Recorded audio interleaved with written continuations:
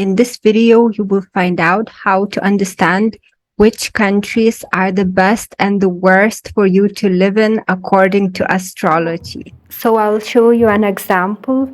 We can go to Astrology, my favorite free astrology site. And I will select a profile that's not of my client, but some kind of celebrity profile. So let me just scroll through the profiles to find something like that.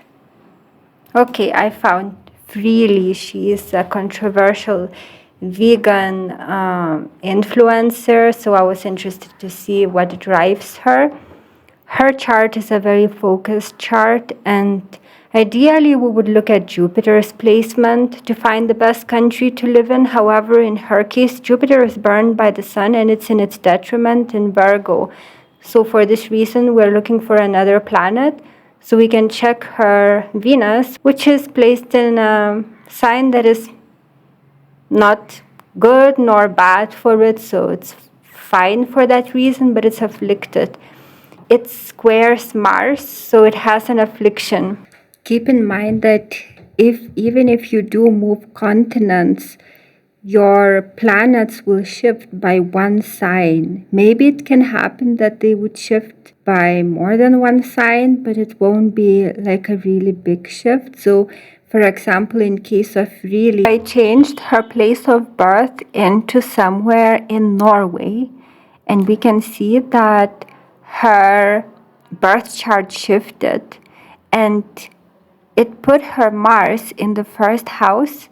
It would make her a very active and strong personality, and also it freed her Venus from the 8th house, and now it's in the 9th house, which is much more useful because she would start attracting luck during long distance travels.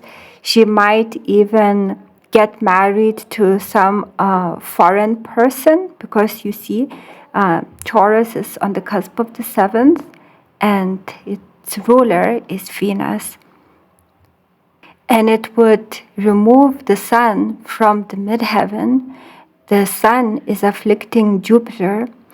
With this combination, it would make her obsessed about something. So by removing it from being close to the midheaven, but still in the 10th house, it would make obsessions less dominant in her life. If a benefic is well placed in your chart, you need to select the country which places that benefic in the first house.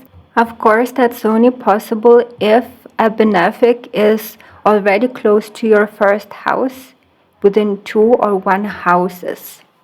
Whilst in the case of Freely, this would not be possible because her Venus is in the 8th house and her Jupiter is afflicted, so we wouldn't consider it.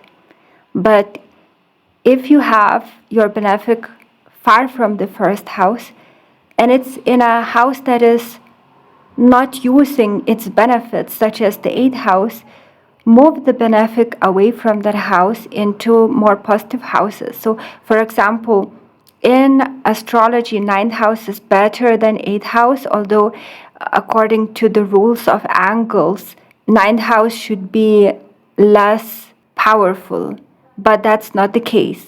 And I'm not going to go into the details of this teaching because it can take a long time. However, if you find a benefic in the 8th house, it's better to move it to the 9th house. Your life will be much better then. The houses to avoid to put benefics in is the 3rd house, because it's a very neutral house giving very little benefit, as well as the 6th house. So if you find your benefics in those places, move them away into ideally the 4th house. If the benefic is in the 6th house, move it to the 7th house or the 5th or ideally the 4th house.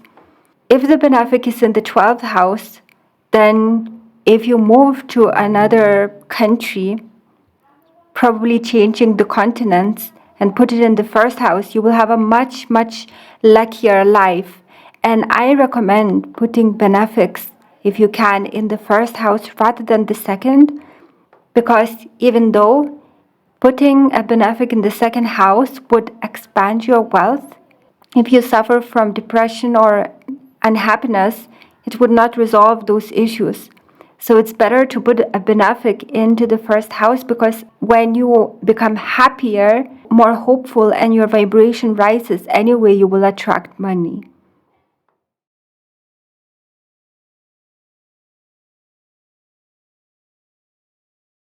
Ideally, it's a benefic that is Jupiter. However, if you have problems with overeating, Jupiter can increase your weight, and the same applies to Venus.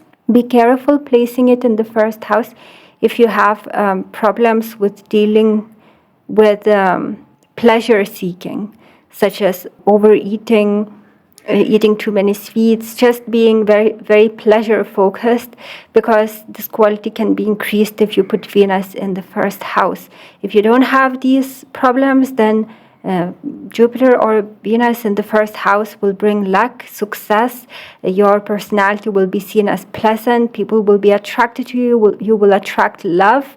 So these are the best planets to have in the first house, considering that in your chart they are placed in good signs and have very few or no afflictions. If you have, like in the case of really afflicted benefics, you can look at other strong planets to place in the first house or other strong houses. If you want to gain access to the full video listing all the steps to take to select the best country for you to move to, consider joining my inner circle. Thank you for watching. Have a great day.